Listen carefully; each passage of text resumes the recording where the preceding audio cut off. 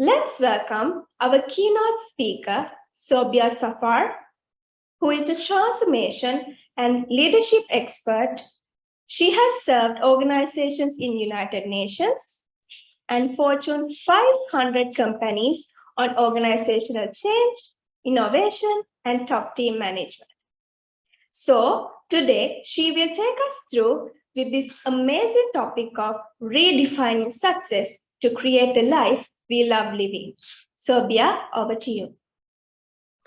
Thank you so much, Nesmi. And really excited, everyone, to be starting the session today.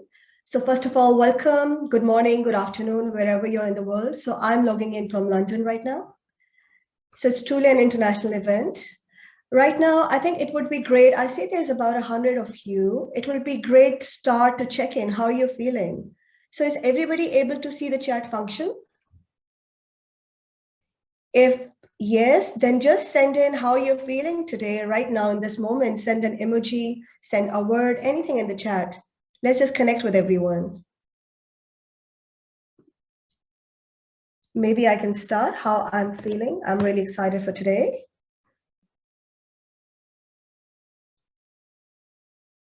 Let it keep coming in. Awesome, okay. Second thing, yeah, great. Good, so it seems like everybody is high on the spirits. That's an awesome start to the session. Second thing is, can everybody see the whiteboard function at the bottom right of your screen? If we can just open it, this is good housekeeping that before we get into exercises that we know our tools are working. Get into the whiteboard. Untitled. So on my screen, can you see the whiteboard? Yes, Sobia. If you can, then you can just select a post-it note from here. Okay. All right, so let's get into it. My first question to you all is that we are all here to learn something new, to become a better person, to take away this knowledge, apply it to our workplaces, to our families, and just to keep growing. So with that, a very curious question that I'm always keen to ask is, what does success mean to you? So if you can just come to the whiteboard, pick up a sticky note here and write down what does success mean to you. It can be one sentence, a short paragraph, but keep it as small as possible. Yeah, let's keep it coming. There's about 100 of us, so let's just all give it a go.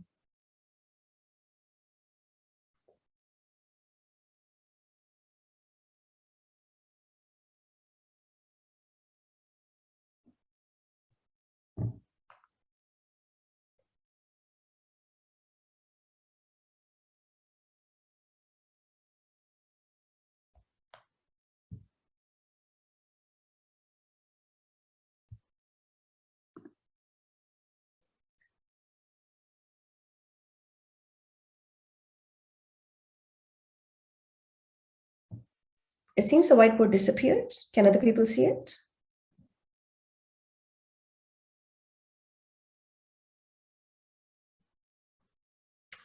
Okay. So I think what we are seeing for everyone is that mostly success equals happiness. Okay, let's dig into the second question. If success is happiness, what does it take to be happy? What does it take to be happily successful? And if the whiteboard is not working well, let's get back to the chat maybe. You can write your word in the chat or on the board, whatever is easier. So if success is happiness, what does it take to create happy success?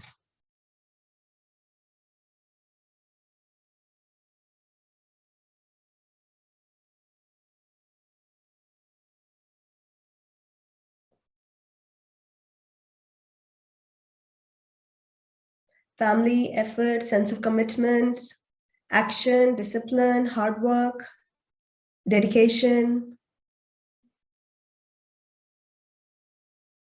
accomplishment. Okay, those are great words.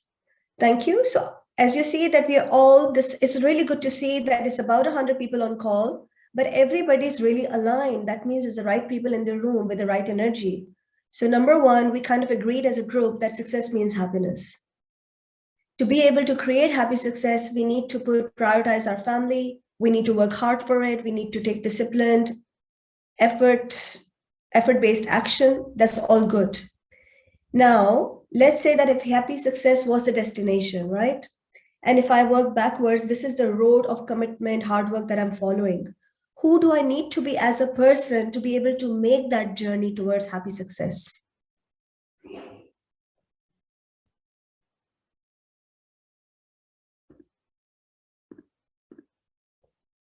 So again, you can write in the chat or go on the whiteboard. Who do you need to be? Do you need to be a loving person? Do you need to be a patient person? What kind of a personality do you need to have? Or who do you need to show up as to be able to make this journey of hard work and prioritizing family? Who do you need to be? We can close the, maybe we can just stay on the chat. We don't need the whiteboard.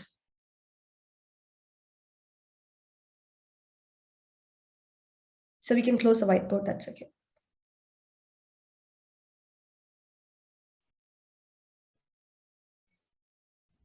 Need to be yourself, empathetic person, positive attitude, be the one who I really am. Yeah, so show up as yourself and be caring of other people. Is that what we agree on? Determination, self-confidence, really good ones. Okay. So what I'm seeing is that we need to be ourselves and be positively thinking about things around ourselves and be empathetic and caring towards others. Is that a good way to summarize what everyone is saying? Give me a thumbs up.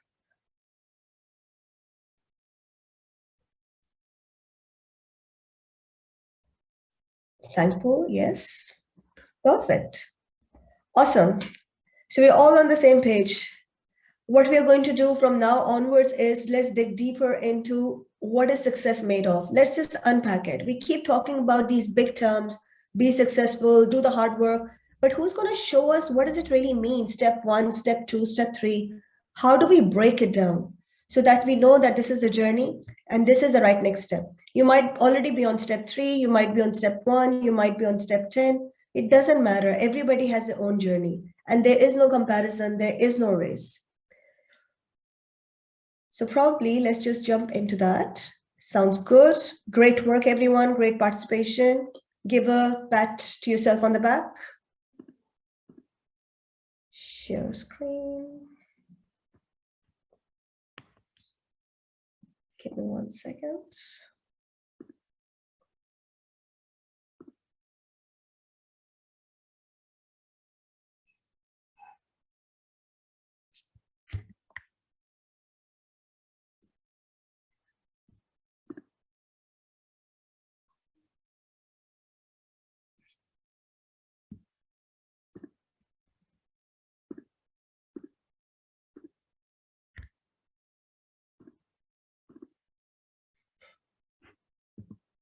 Okay. Can everyone see my screen? Yes, Sobia. Okay, thank you. So what is success?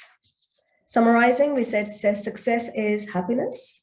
That means happy success. But again, let's just remember that happiness is so important. What we're feeling inside is aligned with how life looks like on the outside. Sometimes out of humility, and I think my co-speaker Simon will build more on it, we think that money is not important. I just want to be happy with whatever I'm given. But that's not playing big in life is about.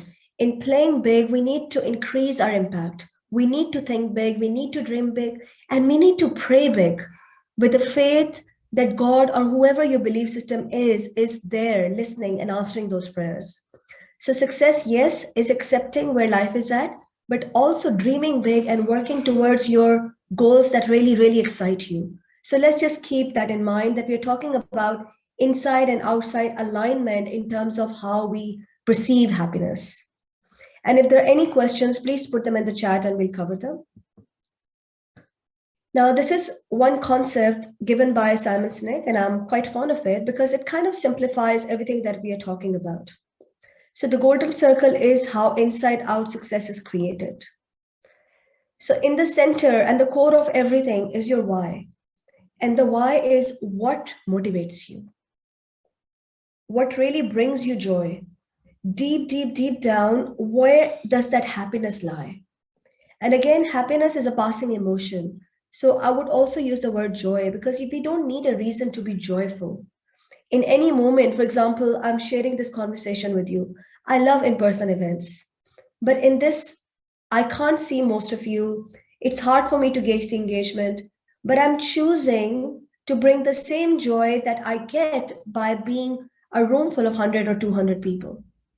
Because joy is a choice, it doesn't need a reason, it comes from inside. So, your why is your motivation, what brings you joy. And for all of us, that might look a little bit different, and that's totally okay. Right now, my why is my children. It's as simple as that. Because for me, a bit later down the presentation, I'll talk a bit about my story. I was extremely successful in my career working with the United Nations at the head office in Geneva. But after I became a parent, how I saw success, what was meaningful in life, everything just transformed. And to be honest, it was very, very confusing because I was so ambitious and I couldn't make sense of it. What happened to me? I started questioning if I really felt I was good enough, even. And the little babies, as you know, are very demanding. So keeping up with work, keeping up being the perfect person at work and the perfect mother at home was a never ending struggle. And I felt I felt compelled that to think that I had to choose one over the other. But that's not the case. Maybe in a situation like this, what's really important is to slow down and take a break, which I didn't do. And I paid a price for it. I went through a severe burnout where I had to just give up on everything that I was doing and I was forced to take a break. So, always knowing what your why is. And if a life event happens where your why is shifting, be open to it. Don't be stuck on this. This is who I have been for the past 5 or 10 years, and I will continue to be. No. Every 5 years, we change. That's psychologically proven. And if we are not, that simply means that we are not growing. So, if you have a curious, open mindset, we are always growing. So, it's a good exercise every 3 to 5 years to really sit down and revisit what motivates you still. And with my children, as they're growing older, that why is slightly shifting. It's always them, but that keeps shifting a little bit. And then is the how. That why do you want to do something? But how will you bring it to life? How will you make it take some form or shape in this world? Will it look like a business? Will it look like a certain career? Will it look like just a stay at home, day to day things that you enjoy? Would that look like a side hobby? Would that look like some cause that you advocate, a charity you support? Would it look like a book that you're going to write, an art piece that you're going to make, a music that you're going to play? Any shape that is going to take in this world. That's your how. How will you deliver it? And then your what. Now you have decided that how that will take shape. Then what are you going to do to make it happen? That's your plan. If I want to build a certain business, my what is what do I need to do in the next 3 to 6 months to 1 year to 5 years to give it that shape? So you see the sequence? Why is giving us the clarity. Why do we want to do this? Why is it important for us? How is it going to make us feel? How is it going to impact my family? And then the how is, what can I do to give it some shape in this world? Asking those questions will make it clear what is it that you're really, really looking to create in the next phase of your life. Then what? What do you need to do? So I invite you to just take 1 minute and write down your why, how, and what, where you are in life right now.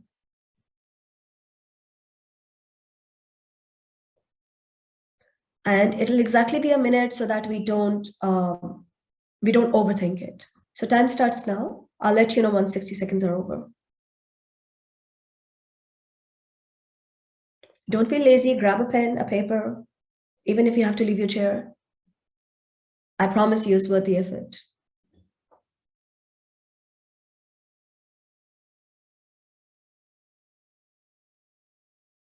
30 seconds to go.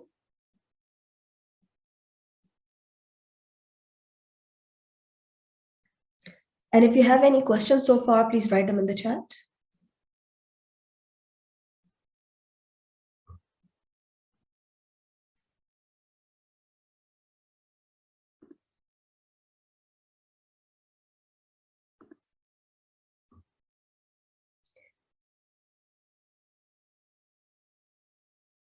All right, time is up. Let's moving forward. Okay. So when we were discussing what does success mean to you in the chat, we said success is being happy, being authentic. And who do we need to be? We need to be an authentic person, showing up as we are with confidence. And the other side of the picture was to have a positive outlook to everything around us.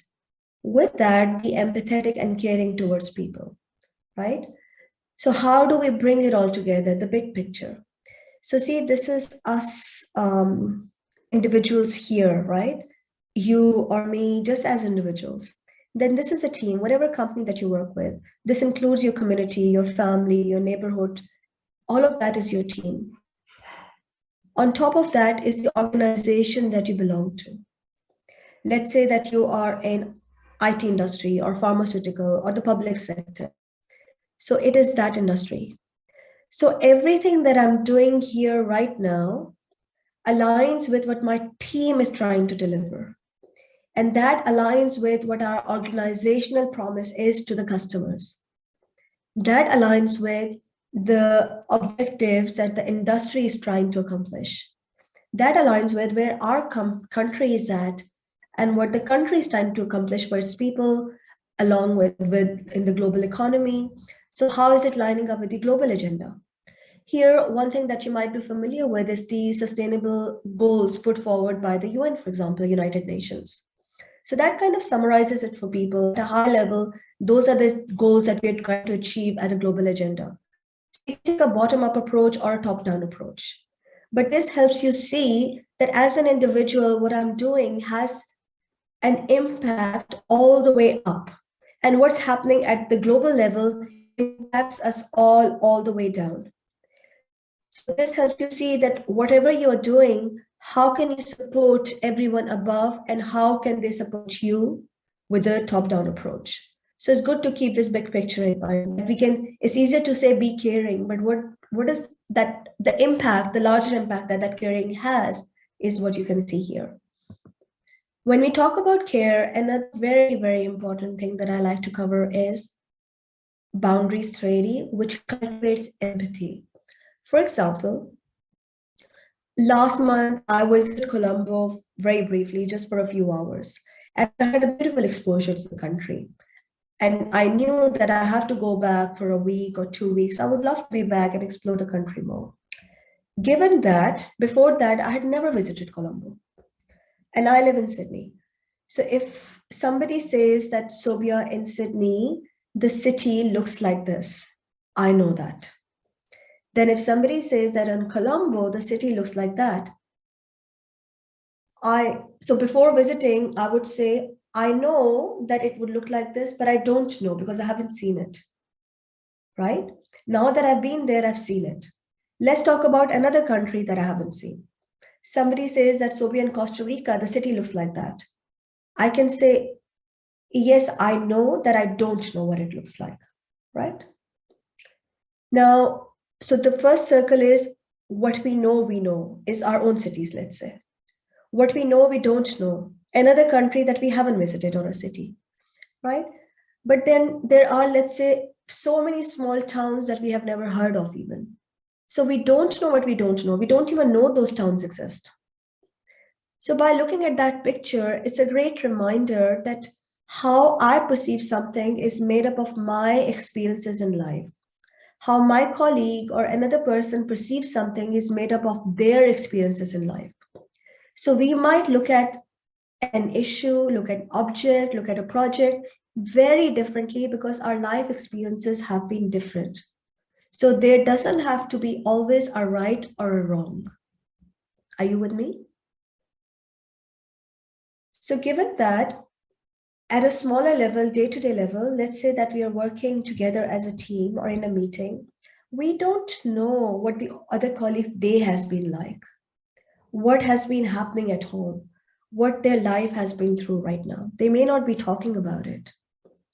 So, practicing and acknowledging that we don't always know what's happening in another person's world is a great way to practice empathy. So, just give everyone the benefit of doubt. That's really, really key.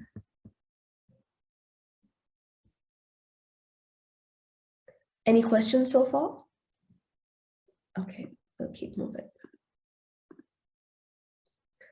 Okay. Now let's say that we know our why, and let's take an example of writing a book. Somebody says that I've had a very interesting life. I want to write my biography. This is my start. This is my finish. This is what I need to do. Write my manuscript, get it edited, go to the publishing house, make it an Amazon bestseller, and then that's a successful project, right? Let's say they have all their plan, their stakeholder planning, everything together. So this is what a success in an ideal world or on paper looks like. But all of us know, especially working in the corporate environment, that that's not always the case. This is the real story of success. There will be ups and downs simply because the big picture that we spoke about, let's say while we were coming out of the pandemic, then we have this war in Europe, right? Then we have civil unrest in some of the countries. So those things will impact the personal projects or the corporate projects that we are working on, right? And then there are other things that the market dynamics might change, or a person's something, a health or something might be impacted, or some other priorities might come up to writing a book, let's say.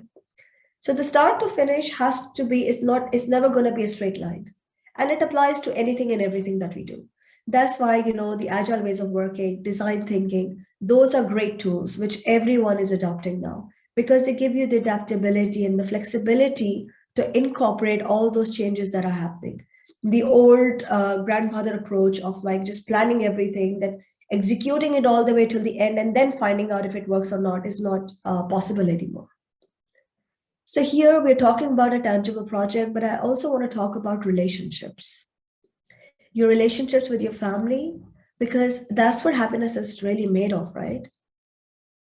So a relationship with our own parents, with our children, with our neighbors, with our team members, it's a very subtle, intangible concept, something that we cannot see. So it is really important that we create relationships every day. We remind ourselves that I am that kind of a person who's loving. I'm a person who's patient. I'm a person who's kind.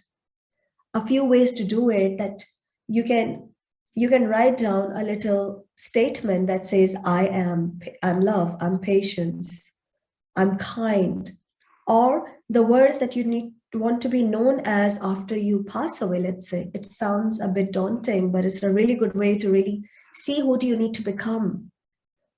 So for a moment, you can stop and just ask yourself that if I died today, how do I want people to remember me? Write down those words and become that person today.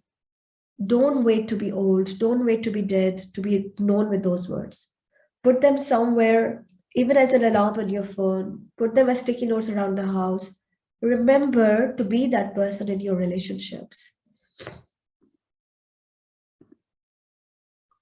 Yeah. So, story of success. This is what success is. I think this picture says so much.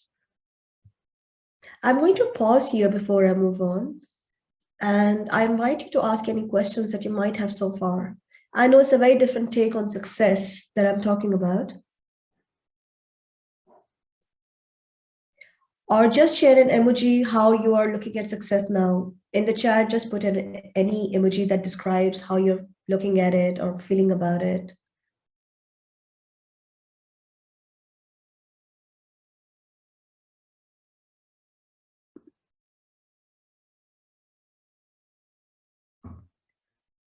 We'll give it 30 seconds.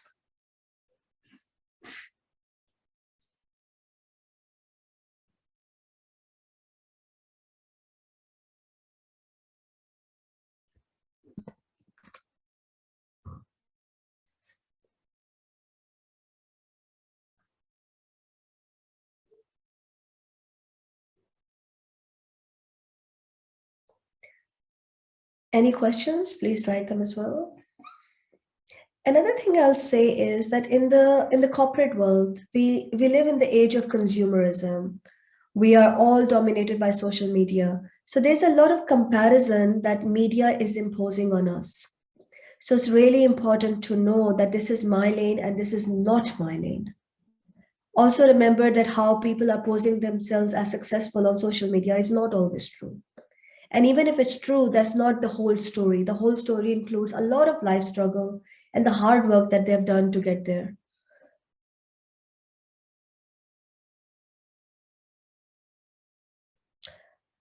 Okay, Chandama, that's a beautiful question. Thank you for that. How can we unknow things that we know which are bad for us? So see, awareness is a great step, as a great first step, right? Really acknowledging that this is not good for you is a great step. After that, it depends on where is it coming from. Is it a life experience that you might have gone through? Is it some conditioning that was done while you were going to the school? So really, day after day, rising above it, acknowledging that it does not define you. That's step number one. Because sometimes by giving ourselves labels, we put ourselves into boxes, right? The more boxes we have, the more divided our personality becomes. Like if I was to say that my one box is a leader, one box is a parent, one box is a daughter, then I have too many roles to play. So for me, the biggest growth has been to become one unified person, one unified character, that I'm going to be the same person as a daughter. I'm going to be the same person as a team leader, a same person as a parent. So yeah, step number one, become clear on what is it that you're wanting to change. Number two, find the courage. I know it's not easy to change it. For example, I'll give you an example of, let's say, when some people, let's say smoking, that's a general example, or emotional eating. People do it for different reasons. Some people do it because it gives them a sense of control. Some people do it because it's fashionable. Some people do it because that's a way that they de-stress. So there are different reasons. So if we find a habit which can give us the same feeling, but is a higher habit or is a healthier habit, then we wouldn't want to go back to a lower habit. Let's say that if I want control, then I joined a sports program where I can be in control, like I'm the captain of the team, or I'm in control of how I'm navigating the ball. So that's going to fulfill my desire for control, right? If I want acknowledgement, then I can join something else that gives me that acknowledgement.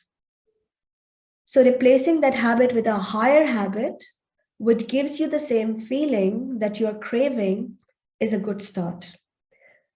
But we need to be clear on what that feeling is that we are craving and being okay to admit that I'm craving that feeling. It's all right. We are all human beings.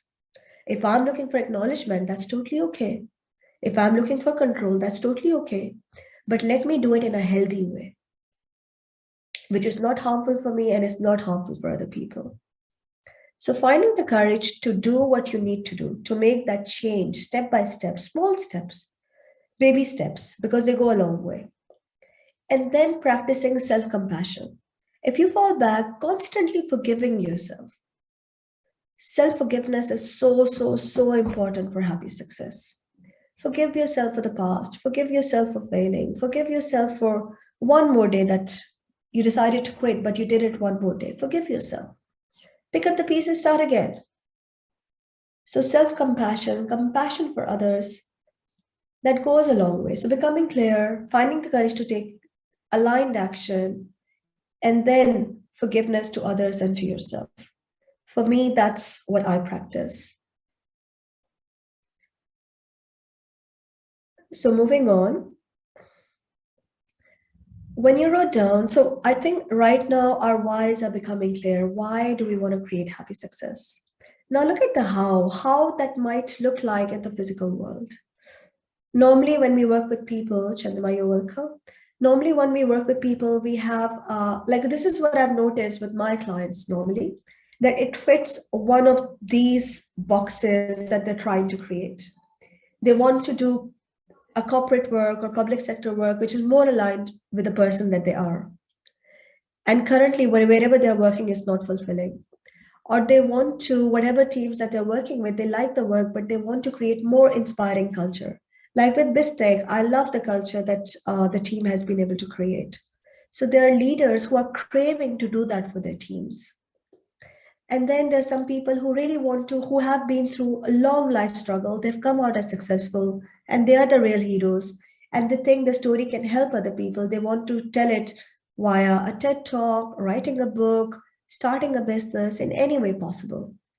Some people want to create a lifestyle business these days so that they can balance work and family. They can balance their love for traveling or anything like that. And some people want to have a simply slow living where they don't even care if nobody knows them and just find more joy and fulfillment and maybe create impact along the way. So there's no right or wrong, that's the point. It is what brings you joy, what is meaningful for you at this point in life. And please let me repeat that this changes every few years. What is important for me right now may not be important for me in the next 3 to 5 years because my family dynamics would have changed. My kids would have been older. I might be living in a different place. I might have achieved already goals that I had set myself on. So there are many variables. So don't beat yourself on that I am feeling different about things now. Again, another thing that we don't often talk about, especially in the corporate environment, is the life experiences. Because, even for a plant that's going to grow, it has to go under the ground like a grave, like the seed. Literally, you put it inside a little grave before it can bloom and blossom into a flower. The same for, I love the example of a butterfly because it really has to go through different stages to finally become that beautiful butterfly. So for us, I think age is such a beautiful thing because we experience so much different emotions, how we see the world from our teens to 20s to 30s. And I think it's just beautiful. And along with that, some of us have some major life experiences early on in life. There are some people who lose their parents when they're children. There's some people who go through a marriage breakdown. Some people just lose a job and they have some very financially hard months. Some people face health conditions. Some people have to change countries and they cannot settle down. Everybody's struggle is very, very different, and they're not necessarily talking about it. And in today's world, we are trying to create an inclusive culture, which is really, really important. But I think a downside of that, which I feel for the next generation, is that we are not openly able to talk about, let's say, religion or politics. We can't have those healthy discussions anymore, which is so important to broaden our perspective, to understand the other person's viewpoint without making it about our ego. So those open conversations about what we are going through, feeling safe to talk about it, it's so, so, so important.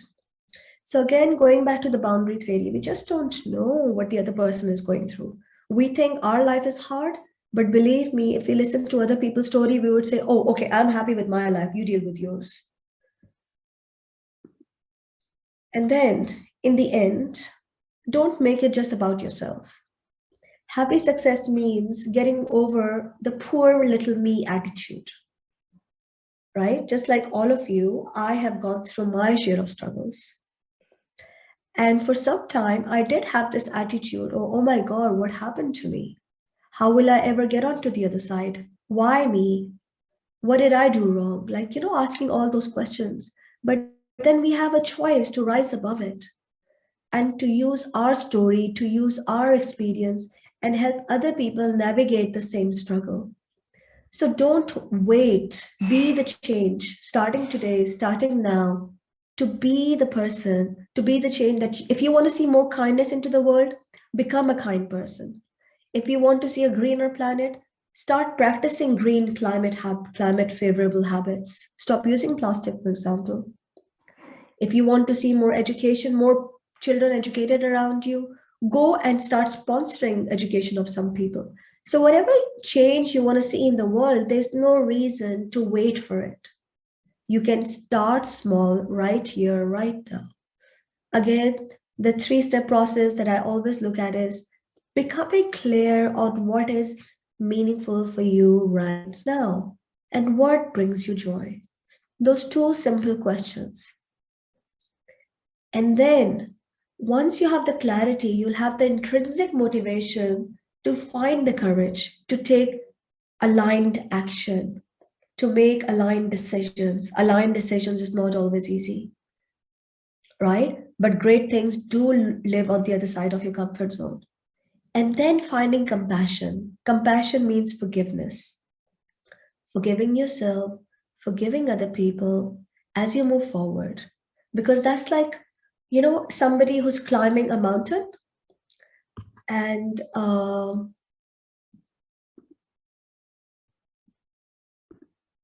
let's say that somebody's climbing a mountain, right? And they've got this big backpack, which is full of all the things that they might need. They might need things to eat. They might need some utensils to cook. They might need some screwdrivers to fix things. They might need equipment. They might need this kind of shoe. They might need a hat.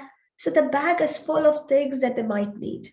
And on the way, they're finding things to collect, like this pebble looks pretty, this plant I can take. And as they keep climbing the mountain, the bag becomes heavier and their shoulders start slouching back, they're about to fall off. So freedom, what freedom looks like is to take that bag and throw it away. That's all the conditioning that you have that you have grown up with. So unlearn, unconditioned. That's where you'll find freedom. You're not here to please anyone, but you're not even here to hurt anyone. There's a fair difference. So we create healthy boundaries around us within the respectable boundaries of how we treat other people. Because again, in today's modern world, it's become all about I, me, my, right? This is what I want. This is how I choose to behave. And that might even look like being rude to your parents. So that's not okay. So whatever you want, be your original self with the politeness and the respect that others deserve of you as a good human being. So success to me is bringing more humanity to humans. And yeah, I'll stop here and I will just take let's have a few minutes to see if there are any questions. Let me know how we're going with time. Do we have a few minutes to take questions? Yeah, sure, Sobia. Okay, so you can write your questions in the chat or anything that you might want to share at the end.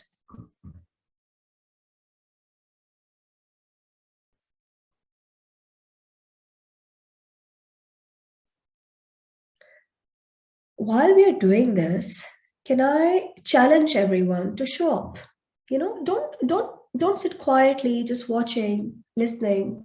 Show up, take some action. The action that you can take right now is just to write anything on the chat. Why not? Showing up is fun, I can tell you that.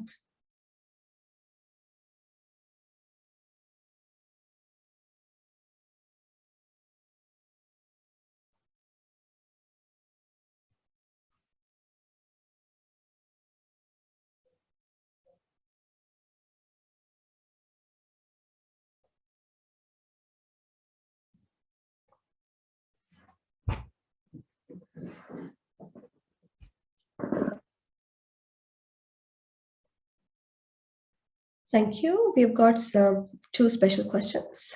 Number one is from Chandima. How do we identify people who need help and who wishes to receive help with our skills? Okay, Chandima, I'll tell you a small story, which is from one of the ancient Sufi books. So it says there was a doctor. He was very sick of the city life, and he decided to move far away to a village where nobody knew him so that he could have a slow and quiet life, which is all fine. And in that hospital, in that little village, there was no doctor, no trained doctor. So one morning he wakes up and he finds out that the neighbor's little daughter, who had some illness at night time, passed away because they couldn't take her to the city to be treated in time. They asked the people that, why didn't you tell me? Why didn't you call me? They said, why would we call you? He said, because I'm a doctor. I'm a trained doctor. And the people said that we didn't know you were a trained doctor. So I think that kind of answers your question. That if people don't know that you have the skill and you're able to help and available and accessible, they can't approach you. So number one is that you need to start talking about it. That this is my skill set, this is how much time I have, and this is how I can help. You might want to announce it through your social media. You might want to start telling people around your friend circle that, do you know anyone? So once you tell people, it's like putting a board outside your house that I'm a doctor, that people will know that they come to you. So you don't need to find people. You need to just tell people that this is how I can help. And people who are looking for it will come to you because they will know. That's one way. And secondly, on how you're trying to help somehow, like, you can find local community centers to take your first step to what you're wanting to do. Does that answer your question? Thank you. And Simon, you're welcome. Do your vision need to be aligned to your partner's vision? See, partnership is working towards a common goal. So a common goal can be a successful marriage in a marriage partnership. It can be a successful business in a business partnership, whatever partnership you have. But at the end of what you see as a personal vision, of course, it can be different because you're two different individuals, even if you're in a partnership. So the project that you're working on, it's a life project or a business project. For that, there needs to be an alignment so that you're working towards mutual goals, right? But the personal vision on how you want to get there, what's important for you can be different because we are unique individuals. Open communication, of course, goes a long way.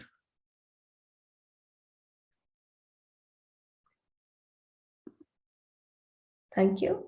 All right. So I think that's all the questions that we had today. Thank you so much, everyone, for your time. I loved the session and I hope you enjoyed it as well. Thanks, Nithmi. Wasn't that a lovely life lesson we all needed for the longest time? I'm pretty sure everyone in the audience will agree with me that you took us in a beautiful journey through this amazing session. Thank you so much, Sobia, for that wonderful session you did. Awesome. Thank you, Nithmi.